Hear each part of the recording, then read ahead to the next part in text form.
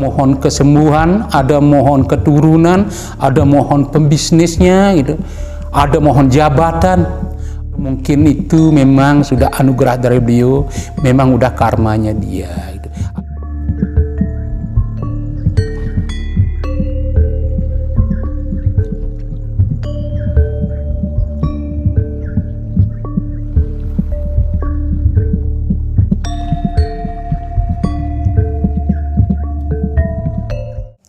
Terima kasih. Sejarah Pura Siwa ini pada awalnya dari leluhur kami, penglingsir-penglingsir kami, dia mendapat bagian sejuta tanah, tepatnya di lereng Gunung Batu Karu niki. Di dalam tanah punika wonten merupa bebaturan. Bebaturan nike kawatah sekali mangkin pura. Sedurung pukuturan tedun ke Bali, semua tempat persembahyang bagi leluhur kita mempersembahkan merupakan bebaturan. Ternyata banyak di daerah sini adakan merupakan bebaturan sekarang disebut Pura Gunung Tengah, Pura Kamuksan, Pura Batu Tumpeng, Pura Geria Mas, itu semua merupakan bebaturan. Ya. Karena tempat ini merupakan tempat pribadi, dan orang penglingsir kami, orang tua kami, tidak diberi kesempatan bagi umat bersembahyang ke sini. Pura itu jadinya terpendam, hanya dipugar pakai dedaunan lurus lumbung. Kami sebagai generasi muda dan tanah ini sering sekali dipindah tangankan. Pertama kali pernah dipindahkan dengan orang Islam, kedua kali lagi dipilih dengan orang Kristen. Tahun 93 kami sebagai generasi muda untuk meneruskan penglingsir-penglingsir kami di sini, pura kami renovasi mulai tahun 93, dan mari kami mohon kepada Tuhan yang ada di sini, siapa sebenarnya berastana di sini, supaya kami tidak ragu siapa yang harus kami sembah di sini. Dapat kami informasi dulu tahun 63 yang sebagai penggarap di tempat ini adalah saudara kita dari Klungkung, namanya Pan Bukit. Dia menceritakan tentang sejarah pura ini di sini dengan keangkerannya, kesakralannya. Banyak yang dia dapatkan di sini merupakan bajra, keris, permata. Tempat ini memang dari dulu tempat orang-orang yang untuk nyeraya istilahnya, yang mencari ketenangan atau mencari pice-pice. Dari dulu banyak sekali dia nyuri-nyuri ke sini. Setelah tahun 65, Pan Bukit itu dia pulang ke daerahnya Kelungkung karena dia takut dibilang zaman itu G30S dibilang PKI. Ya, dia menceritakan tentang kesakralan pura ini, tetapi dia masih belum tentu tahu siapa yang melinggi di sini, dia tidak tahu. Dia hanya bisa bakti, sujud, sungkem kepada beliau ada di sini. Setelah begitu datang orang dari Amerika, dari Belanda, dan dari India. Dia datang menyurvei di mana aura siwa sebenarnya yang ada di dunia ini, apakah di Himalaya. Dia memperkirakan di Indonesia ini ada tempatnya beliau di Gunung Semeru. Ternyata tidak didapatkan di sana. Langsung dia balik mencari Gunung Batu Karu, ketemulah dengan saya di sini. Beliau bilang dengan saya, auranya bagus sekali, sinarnya beliau kencang sekali. Kami tidak mengerti apa itu aura, apa itu sinar. Beliau titip kepada kami, dan tolong jaga tempat ini, serahkanlah kepada umat beragama. Nanti tempat ini bukan untuk Bali, bukan untuk Indonesia, untuk dunia. Ya, kami tertawa. Tak mungkin tempat sekecil ini akan mendunia. Mungkin 3 tahun kemudian kami tambah renovasi rupang-rupang siwa yang kami bangunkan. Banyak rupang yang kami bangun. Pertama kali kami bangun rupang siwa setinggi 10 meter dari atas tanah. Nah, setelah kami wujudkan, kami diupacaran, kok tempat ini betul-betul mendunia, sampai kami bingung karena kami tidak tahu apa-apa untuk melayani umat, bagaimana caranya gitu. Langsung kami terima banyak umat dari luar, utawi dari luar kota. Bingung kami. Setelah begitu kami mencoba mencari pemangku yang untuk melayani umat yang datang. Ternyata setelah begitu umat datang itu supaya kami mempersembahkan ritual-ritualnya. Kami tidak bisa, apalagi mantra, weda, tastra kami, tuna tastra, kami tidak tahu apa. Kami coba dengan sesontengan secara Bali, apa yang diinginkan, apa yang tujuannya datang ke sini, kami sampaikan dengan secara bahasa Bali. Setelah itu banyak lama-kelamaan tuh banyak orang datang dari luar negeri, datang dari Medan, Jakarta, dengan segala permohonan. Kami bingung karena kami tidak tahu apa-apa, apa sebenarnya tujuan. Kami bilang, Anda datang ke tempat ini belum tentu Anda dapat uang atau rezeki, belum tentu Anda dapat kesembuhan. Saya bilang begitu. Jawaban dia apa? Apa sebenar tujuan saya ke sini, Pak Mangku? Tujuan saya memohon. Boleh saja kamu memohon, apapun yang kamu mohon, kamu sebagai manusia, boleh kamu mengadu kepada Tuhan yang ada di sini. Tetapi saya, apa yang kamu bawa, ritual apa yang kamu aturkan, itu kami persembahkan. Itu urusan kamu antara sama Tuhan. Kami bilang begitu. Setelah kelama-lamaan tuh banyak orang datang ke kami lagi, dia bilang mendapatkan apa yang dia mohon. Pertama kali ada mohon kesembuhan, ada mohon keturunan, ada mohon pembisnisnya gitu, ada mohon jabatan. Banyak dia dapatkan di sini. Kami sangat heran, kok bisa? Setelah kami pikir-pikir, mungkin itu memang sudah anugerah dari beliau, memang udah karmanya dia. Itu hanya ditemukan di sini. Kami percaya itu Mahadewa, beliau adalah pelebur untuk menyeimbangkan kita. Jadinya kami tidak begitu bingung.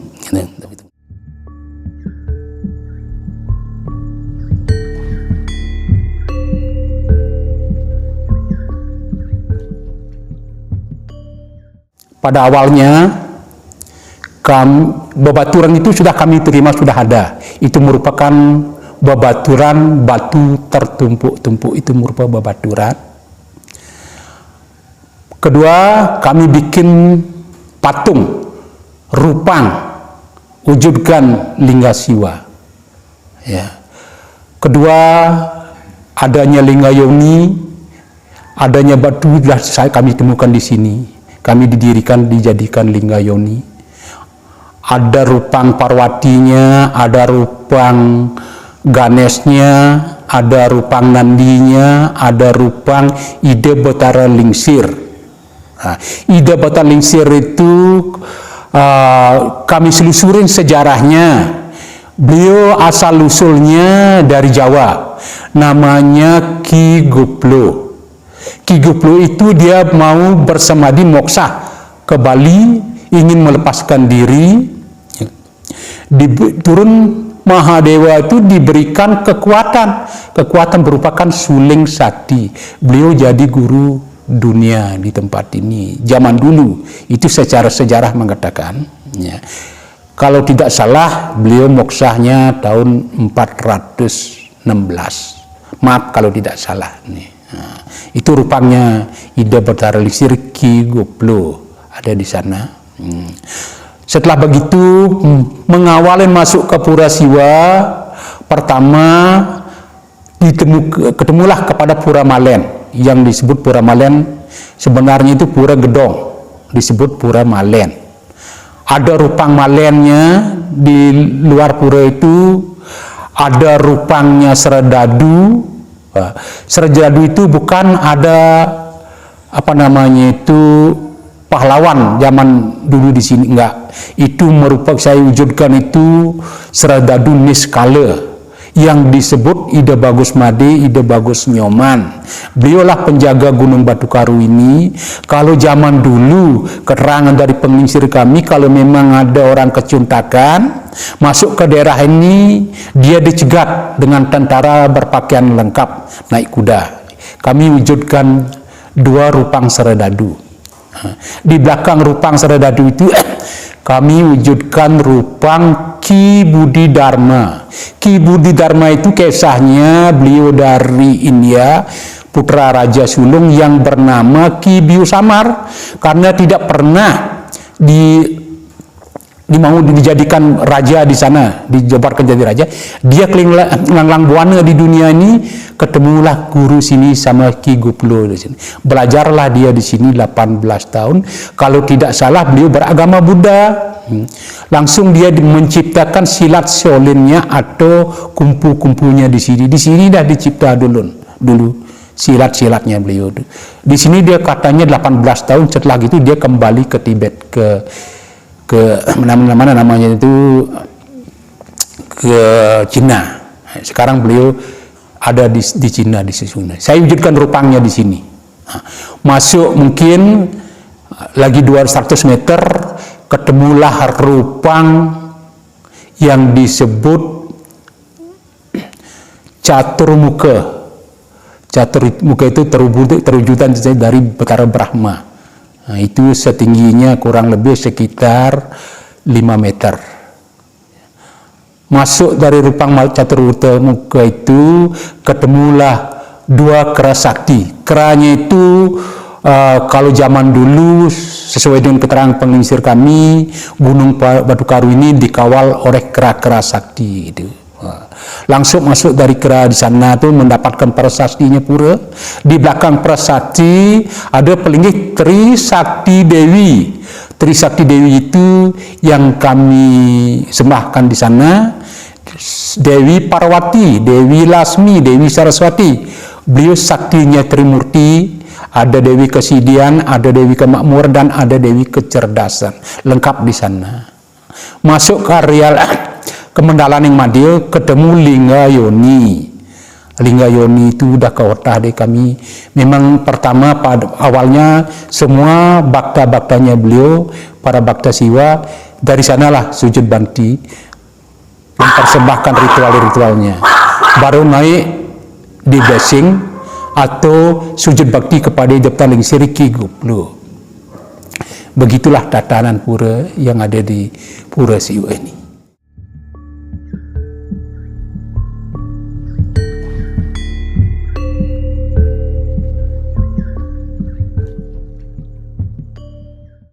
Untuk piodalannya itu, dulu pertama mengawalin kami belajar semadi.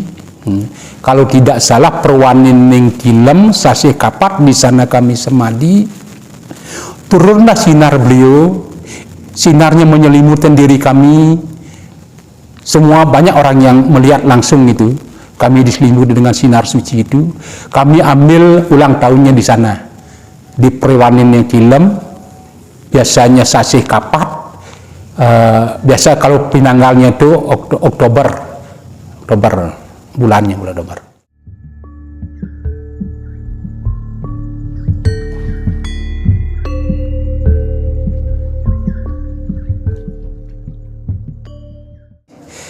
Tuntunan persembahyangannya bagi bakta-baktanya beliau, mengawalan dulu dari Pura Malen, ya, maturuning, mohon jalan untuk sembah bakti ke Pura Siwa. Setelah begitu ngaturan berapa cacanang, ring patung tualen, ring rupang tualen atau ring resi Ki Budi Dharma, langsung masuk ke Madianing Mandala, winten dari ke rupang Caturmuka, langsung winten rupang Parwati, Saraswati, Lasmi, langsung ke Utamaning Mandala, ada winten ke ada apa namanya dulu? Lingga Yoni, rupang Siwa, rupang Parwati, rupang Ganesha, rupang Buddha, rupang Nandi, dan rupang Ida Betara Lingsir Ki Goplo. Mengawalin semua itu dari Lingga Yoni. Sepatutnya kalau memang kita lengkapnya ritualnya bawa pejati 3 dan kelungahnya gading sekar warna 3. Kita persembahkan dari Lingga Yoni dulu. Setelah selesai dipersembahkan, sudah dapat percikan air suci, bakta-bakta Siwa masuk menuju rupang Ida Betara Lingsir Ki Goplo. Di sanalah apapun keinginan, sampaikanlah keinginan dan permohonan, langsung sujud sungkem di sana. Setelah begitu baru di blessing di tempatnya rupang Parwati. Setelah di blessing langsung muter Murwadaksina di Siwa Buddha niki 3 kali, turun langsung bisa ke linggam, istilahnya jamun nyiram ring Lingga Yoni. Nyiram Lingga Yoni, setelah nyiram Lingga Yoni nanti mendapatkan benang Tridatu sebagai simbol gelang Trisakti. Setelah sudah selesai di Purasiwa, ke Madiana yang Mandala, ada rupang Trisakti Sakti Dewi di sana. Di sana lagi kita mempersembahkan dan memohon semoga antar perjalanan kita di dunia ini supaya tidak kita bingung sesuai dengan rel. Cuma hanya gitu aja tujuannya. Selesai dah untuk tata cara persembahyangan di Purasiwa.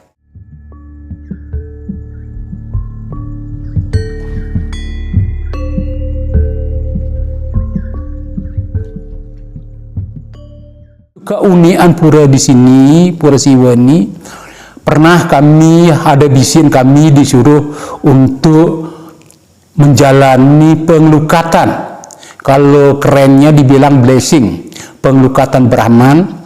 Penglukatan Brahman itu ada sarananya. Sarananya itu merupakan kelungahnya gading, kelapa muda gading, dan 3 warna bunga. Bunganya itu bukan bunga sembarangan, utamanya sebenarnya bunganya itu harus bunga Jepun, bunga sandat, bunga cempaka. Itu katanya melambangkan Trisakti. Ada di dalam kelapa muda itu. Setelah kami blessing, kami suruh para baktanya itu untuk ngambil bunganya itu dimakan, dikunyah, ditelan. Habis itu airnya diminum. Pertama pada mengawalin itu kami sangat kaget. Datang orang 10, bisa tidak sadar 8 orang. Bingung kami. Kapan saya akan diambil polisi? Ada yang muntah darah, ada yang muntah tempurung kelapa, kan bingung saya. Kok bisa begini? Akhirnya saya dapat mimpi, saya dapat bisikan dari beliau, itu katanya anugerah. Bagi umat beliau datang itu sampai dia bisa muntah darah, berarti orang-orang itu kena racun, kena desti. Itu bisa dari beliau. Akhirnya saya kelama-lamaan saya jalankan itu, banyak sekali yang tidak sadar, yang dibilang kesurupan. Saya sudah biasa mengambil pekerjaan seperti itu. Jadi saya tidak bingung. Bagi orang minta keturunan, banyak yang dapatkan di sini. Terima kasih Tuhan, anugerahmu. Saya sebagai pelayanmu, sebagai pelayannya umat, saya sangat bangga. Saya banget sebagai pelayanmu, sebagai pelayan umat. Permohonan bakta-baktamu semua berhasillah datang ke tempat ini.